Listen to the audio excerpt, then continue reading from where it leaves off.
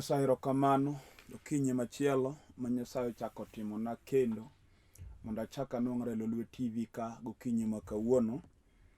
Nyasaye ma jang'wono oserita e wik nyaka koro kendo chopo Jumapili. Ochako losona thuolo machielo mondo achak anwang're studio ka.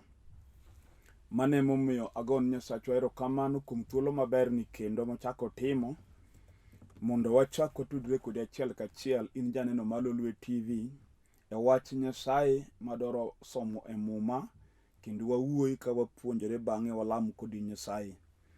En thuolo maber ma Nyasaye otimo emomiyo achaka kwayi in gi thuolo masani kawie thuolo ni mondo ibed piny ka in odi kanyo tikaw mumbi mondo ibedgo mondo ka wachako to wachak kodi nyaka wachop e giko. Chik iti maber nikech Nyasaye ok oketa ka nono. Seche moko nitie gimomiyo Nyasaye okela ka sani.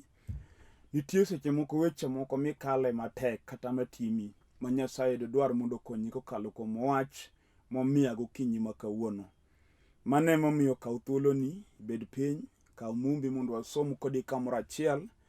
Bang'e ang' wanalam Nyasaye katieko kendo an gi yie ni Nyasaye mokete studio ka en kod duoko kuom wach manade ma seche moko isebedo kikale kawuono kod okinyi. Nyinga an Bishop William Abol, an jalego Murmalanga e piny Siaya County. Dala wan Matera School kanyo. Sani adak e piny Nairobi ka. Nyasaye ochako miyo thuolo maber ni kendo mondo wachak watudre kodi e wachne mondiki e muma. Mano emomiyo akwayo ni kaw mumbi mondo wasom kodi kende e muma mar Mathayo. Ka in gi muma el mumbi Mathayo 15. Mathayo 15 wachako somo matindo 13. Be matindo 13 no kanyo kende madana som nikech an gi thuolo matin kama wasomo ne madwani mondo awuoyi gokinyi ma kawuono. Kisekawo mumbi wasom kamoro achiel. Muma wacho niya: nodwokogi ni gimoro amora ma Wuora mae polo ne ok opidho enopudhi. Kama tin no ema somo gokinyi ma kawuono madwani mondo awuoye.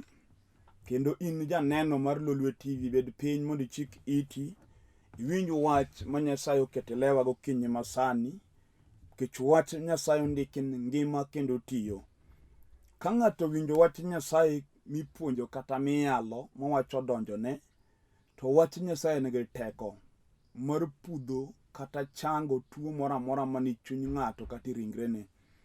Kendo wach Nyasaye nyalo timo hono e ngima jal mowinje.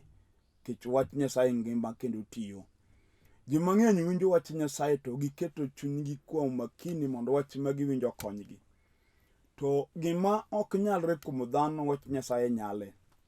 Mano emomiyo gokinyi ma kawuono kaw thuolo ni mondo ibed piny mos. Chik iti nikech bang'e onego go kodi ka walamo kodi Nyasaye e wach ma Nyasaye omiya gokinyi ma kawuono. Kawuono adwa wuoyo kuom gima Satan opidho e ngima ng'ato kata e dala ka ng'ato kata e anyuola moro. Gima jachien opidho. Gima opidh en gima twi taso dongo, to kosedongo to chopo nyaka nyak monyago olemo mapiny ne. Tiende ni ng'ato nyalo pidho kata mana yien moro to yien no biro dongo kich kosetwi to nyaka odongi.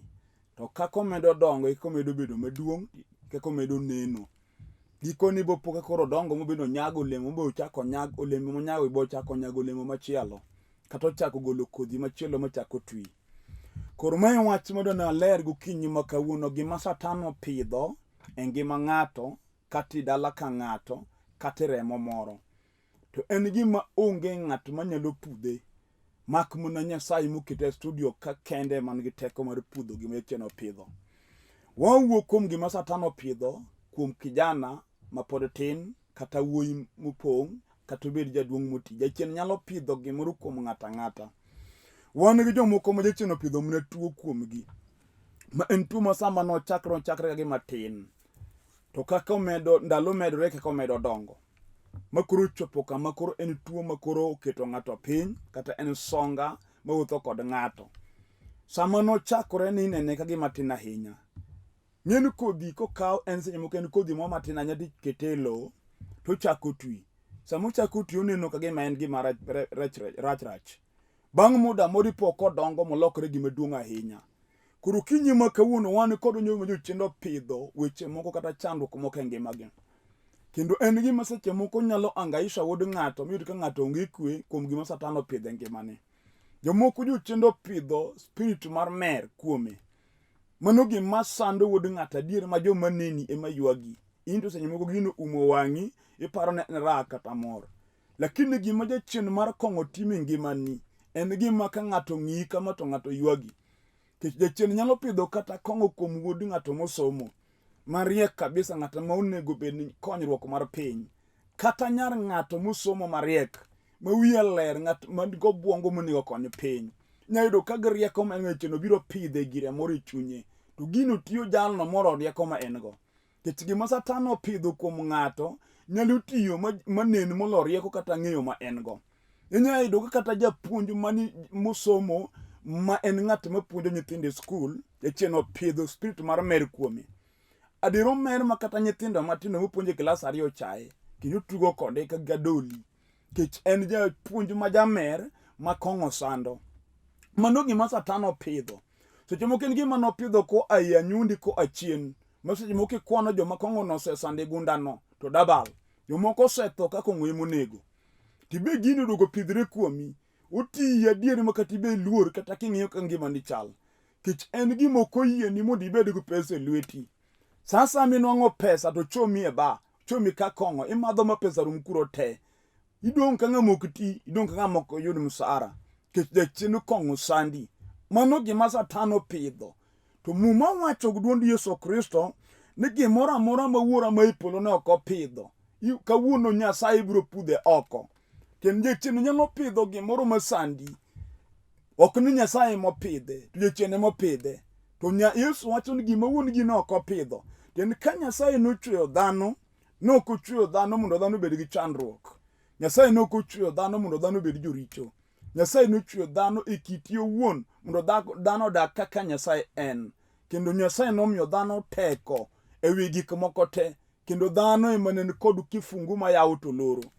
To nikech Satan ne en ng'at mok dwan dhano ber, kech en jasik Nyasaye, nobiro kod richo mondo opidh kuom dhano mondo pogo dhano gi Nyasaye. To sama ne dhano odonjo richo, to gino nomiyo Nyasaye ojwang'o dhano. To noyudo teko mar sando dhano kokalo kuom richo manopidho e chuny dhano. To gima nyalo tieko richo e chuny dhano notamore kata nyaka samwayaleni. Kech ji mang'eny paro ni nitie yath manyalo tieko richo kuom ng'ato. Gima tieko richo en warruok ma Yesu nokelo gi remo e Msalaba Kalvari kende. Ema ka ng'ato yie to nyalo pudho richo ma Satan opidho e chunye. Kata opidho mne chuny chode kuom dhako, chuori goyi madwaro negi kod opala mondo iwe chode, kata kamano chode otamore. Kech en gima Satan opidho e chunye ma iye. Ibe ok en hero ni mondo ichod. Idwaro bana mondo ibed idag maber gi chuori kaka mon moko dak. Kendo ibe ok idwar weche mineno ka timre ni. Kata kamano, kech gino en gima Satan opidho e chunyi, gino kontroli, en ema wuotho kodi. Otami bet kod kwe. Kendo kiti kati dhako maduong' monego bedre ode, to kiwuotho e barabara to chulu ne tok ka guok madwaro ich. In ema chuo neni. Gima timi be tami ne en ang'o?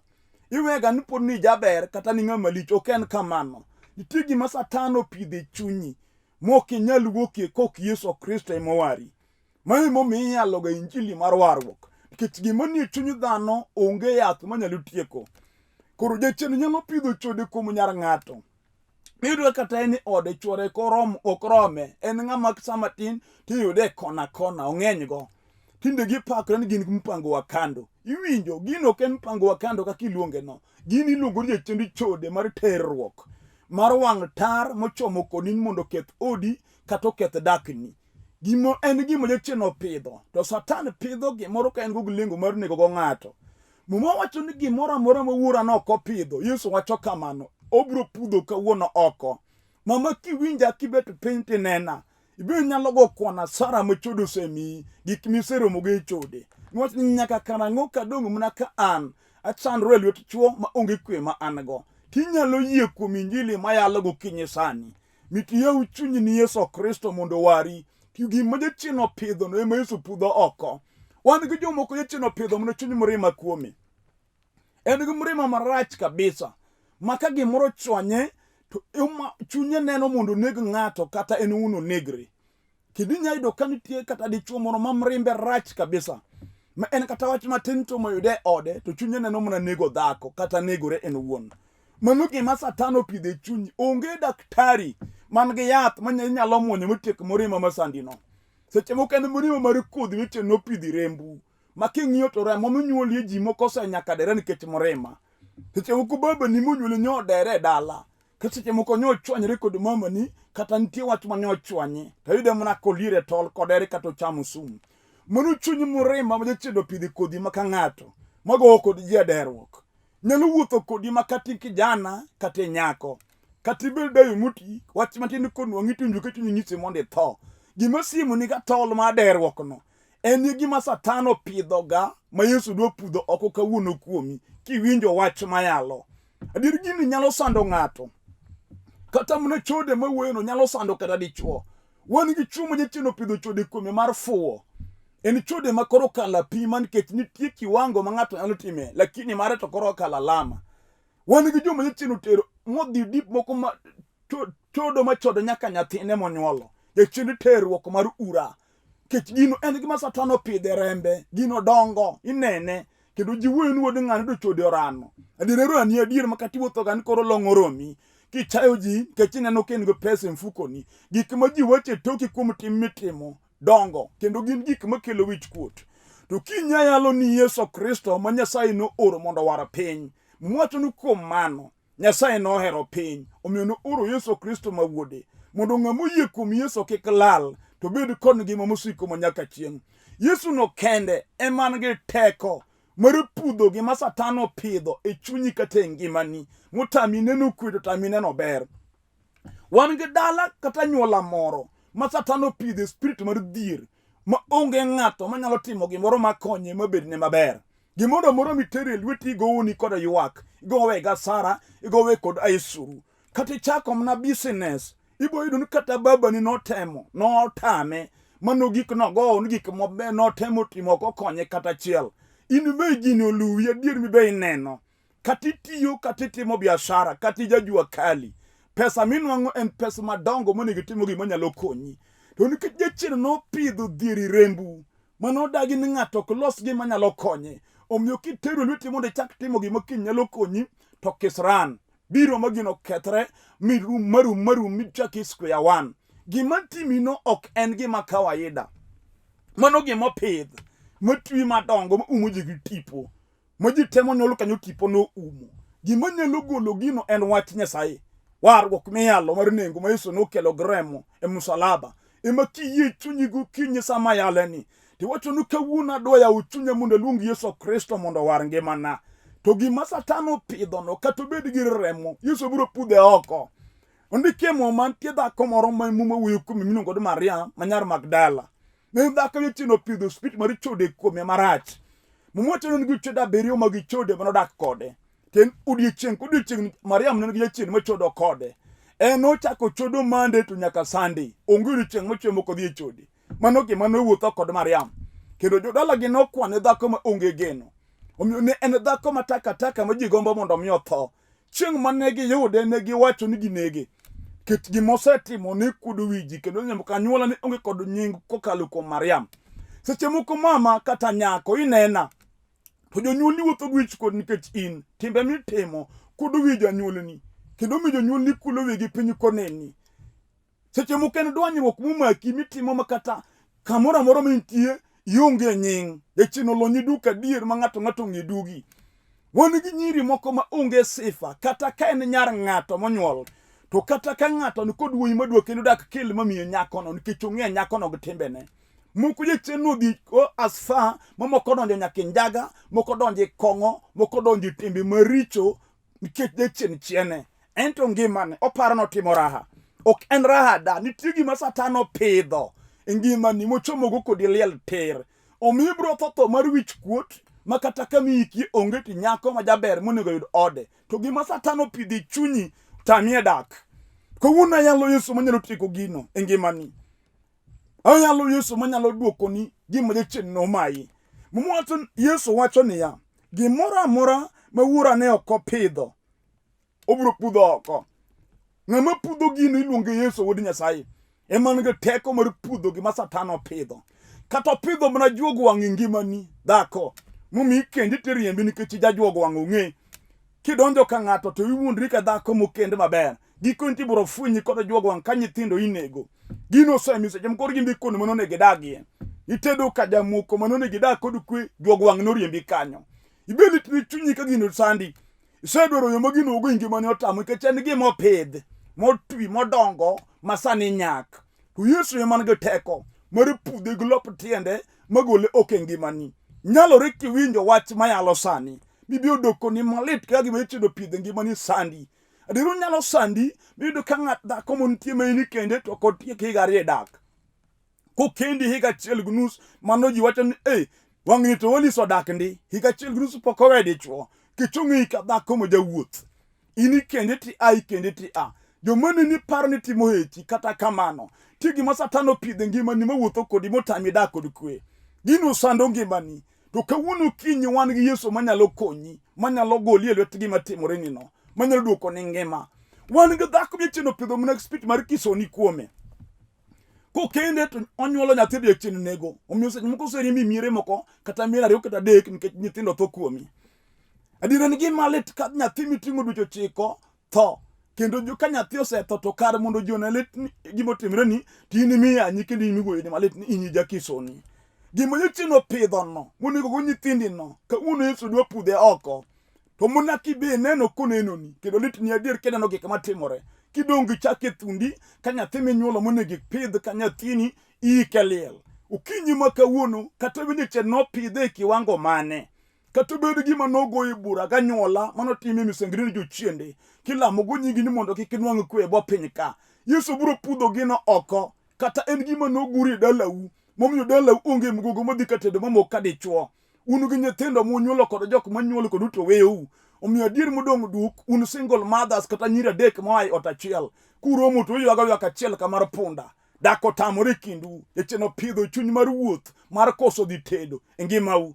Ng'ato nyalo winja gokinyi, mone gima jacheno pidhone. Mwacha din kawuono, to ka Yesu nyalo pudho gini e ngimana, tachiwo ngimana ni Yesu mondo pudh gini e ngimana. Wani kod miere moko. Micheno pidho chuny mar musumba kum yawuot ng'ato. Yudo ka in gi yawuoyi lakini dako tamri gumon. Ni paro wuodi muchieng' ema ne dako tamo, to king'iyo dhiambo be chal kode. Kuta mina ng'oma timore. Kendo to mono weyogi, kendo to mono weyogi. Gimokelo gini tie gima pidh. Mutwi modongo momako yawuoyi modongo.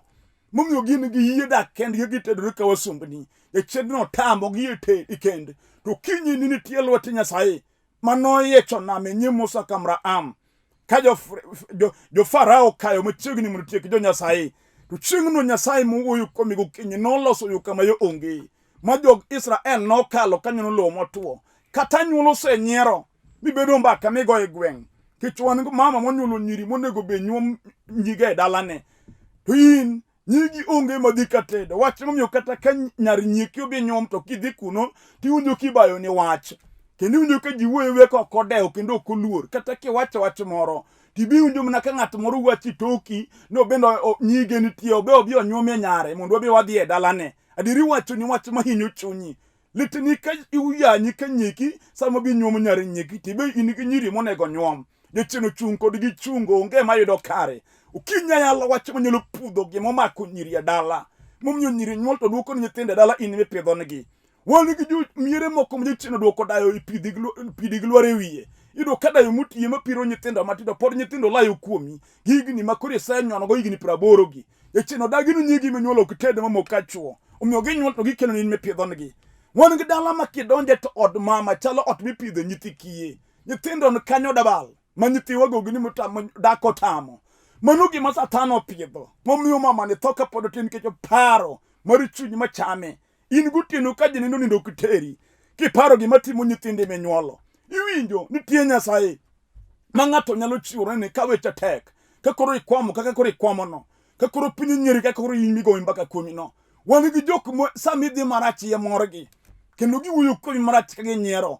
Mbaka ni mamon dhi ga chiro. Idwa gitingo gikapu moro ka moro gwade gi giwuoyo.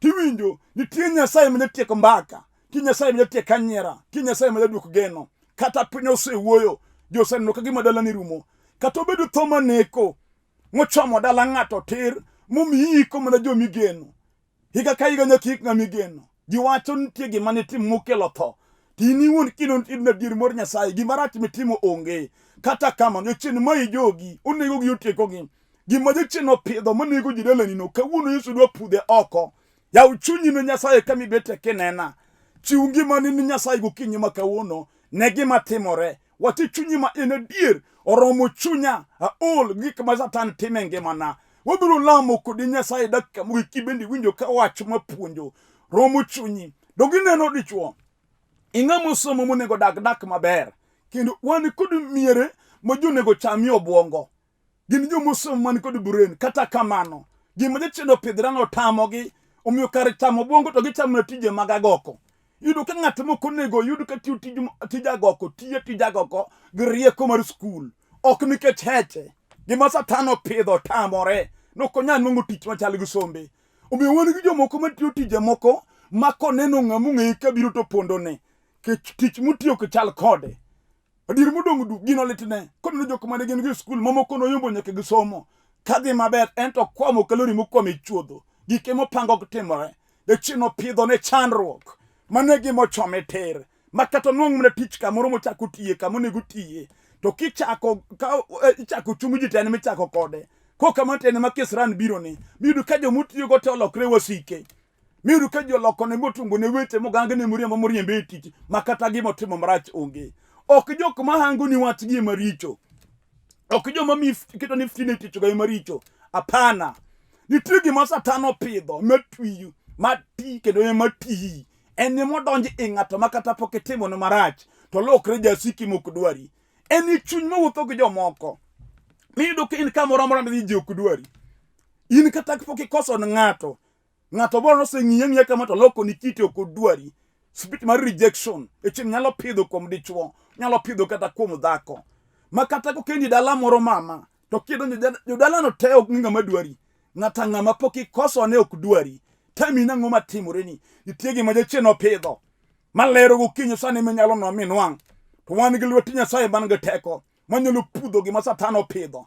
Yesu wacho niya, Yesu nodwokogi gimoro amora ma Wuora ma e polo ne ok opidho en opudhi ibiro pudhe sani kata obedo tuo mane ich machamo i dhako madongo to gar Yesu biro pudhe oko sani machang timreni kata obedo wich mawilore momako ni nyathi mane riek e klas mane yombo ji tino dongo ng'eng'e ko law chwere dhoge kobedi kom mono som to ninde matere wang'e malil jochino dagi no konyal somo ka jochino mako riekone kawuono Yesu biro pudho gino oko obedo chien mawuotho kodi dichuo momiyo kikendo dhako to chunyi chido miweye ot miyudi od dhako mok chal kodi wan gi dichuo miyudo kodag dhako mambasu minigi chiege matin manokendo manochako kodak e chino chido go chunye okone ka dhako monego dag go adier modong' du kata joma ne ni ywagi to ken hechi gima Satan opidho sembi ochomo kodi tho ukinya yalo Yesu ja Nazareth ng'at manyalo reso ng'ama jachien omake lwete jachien nyari wi lake ka simba moriwo le kodhigo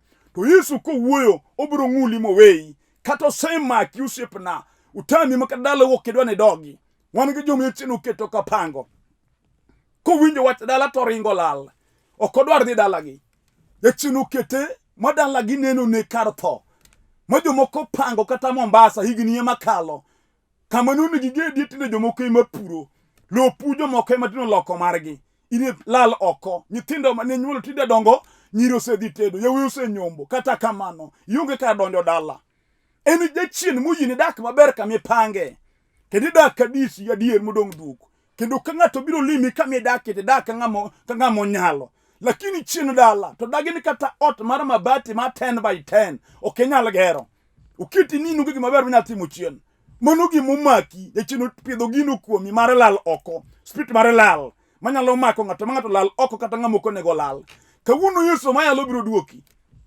obiro pudho gima jachien opidho mor keti lal okono mochako duoki e dala kata bende tuo moro ema sandi adier kami intiere iwinjo kionge kwe chunyi neno tho iwinjo ka gima ngima ni odong' matin e bwo piny ka kalore godo tuo momaki gima Wuora ne ok opidho obiro pudho Nyasaye ne ok opidho twenge mani Jachien mopidhe to kawuono wacho no biro pudhe yie chunyi ma na dier modong duk gini sanda to kawuono Yesu nego pudhe oko mondo mi adong thuolo. Usiepona kata obedo chedra mutami dag family mari kod kwe masiemo ni ra pile pile umio pesni madongo gumondo rumo kama konego rumie. Wan gi richo mopango ot dhako mochodo od nengo od pesa dabal ochulo no dhako moro do chige gi nyithinde to dak ngima mok chal ngima ngama tiyo ke decheno dagi opidho chunyu bayo oko kuomi opidho chunyu chode kuomi bendi onge luor kata gi chigi mikendo. Wan gi moko matimo nyaka nyathine penyen baba unafanya nini? Nyathi matin ma jahigni 8 kata jahigni 10 ema ywak koneno gima wuon gi timo ne cheno wuon gi. Kawuono Yesu nyalo loki unyagolo gima iwuotho kodino unyaduoki bibedo dhano yie gokinyi samunjo kayaleni moma wacho ni Gima Wuoranokopidho ibiro pudh oko sani. Erang'o ma jachien pidhe ngimani mineno ka sandi kawuono Yesu dwa pudhe. Enang'o ma jachien pidhe dalani jaduong' mineno ka sando dalani Yesu dwa pudhe oko. Usiepona enang'o ma jachien pidho e odi momi in dak mari en dak mar kisran lweny. Wan ot madak winyi ka dhako gidichuo bet e mesa gipango gima nyalo konyogi onge. Dukoro gibet piny giwuoyo kaka digipang kata ka sani koro nyithindo nyodhi e skul ni. Niyudo janyuol obet piny gipanga ka gitero nyithindo e skul. Iyudo ka onge. Wan gidichuo ma kata en go pesa to sombo nyithindo oko chande be oko dewo. Mango wend dhako kuro be nyithindo somo oko chune. Jachien marach ma jarund paro mag dhano. To gukinyi sani gino Yesu biro pudhe. Wan udi ma kwe onge adier kwe onge. Makata ukinyi sama koro yaleni. Seche moko dichuo kori bet piny chigi bo bet piny to odu kanyo kata wuoye mokuo. Jachien okelo lony kindu ma onge kwe, onge mor, onge mbaka. En mana yany gdhao. Utino ne unindo kokuo kuywaru mna gi lweny. To kinyi sani lweny jachien pidhe odno Yesu dwa pudhe sani. Lweny jachien pidhe odno Yesu dwa pudho. Mwacho ni Gimoro amora ma Wuora manie polo nokopidho ubiro pudhe oko. Ukinyi ma kawuono Yesu dwa pudho gik michendo pidho. Ber richo mowuotho kod ng'ato modak ichogo. Ber richo modak e paro mar ng'ato makami beti paro mna richo. Wan ng'ama kama beti richo ema chunye paro gik maricho ema lale go parone. Kawuono Yesu biro pudho richo no oko. Ber richo ma chala nade kata obedo timo juok mar wuotho ka juoke mar thiro nyithindi ji. Ema jachien pidho kuomi jaduong'. Gwenge ywak kod nyingi. Yawutu muone mirane gweng ji ong'eyo. Misenego bendo ng'e. Ithiro ka jomoko mondo kari odongi. Mano gima jachien pidho kuomi. Adier modong du king'iyo jok miserano thoth kendo nyingi ong'e. Kata iwuotho e gweng ji oluori nikech jajuok ong'eyi. Tiwinjo in seche moko ni timo gima ber. Apenji e gweng'u kanyo ing'ama hike ng'eny jojuogi mane onego ji kare gi nogo nang'o. Ere jajuok makari ochung' kata kitime dongo nege tim gimi ng'eni kiny nyalo konyi. Jachien nyalo pidho chunyno kuomi makata in wuoni be ok idwar mondo itime. Tipapa ka jachien dhiri te timo. Kawuono yie chunyi ma Nyasaye dwa pudho chunyno oko kuomi. Adwa lamo kodi Nyasaye in janeno mubet piny manena gi sani.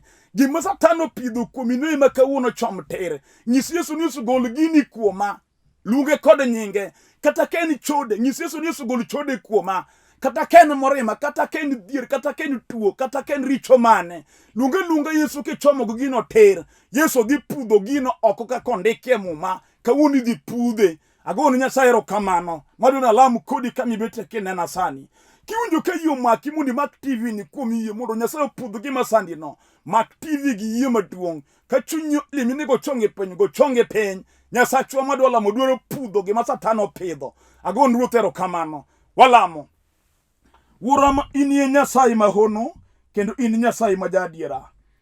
Janeno makoro mako TV a Nyasaye kuom gima litne ma Satan sando go ngimane. Gima jachien opidho e ngima dichuoni mopidho e ngima dhakoni kata nyakoni kata wuoyini kata jaduong'ni.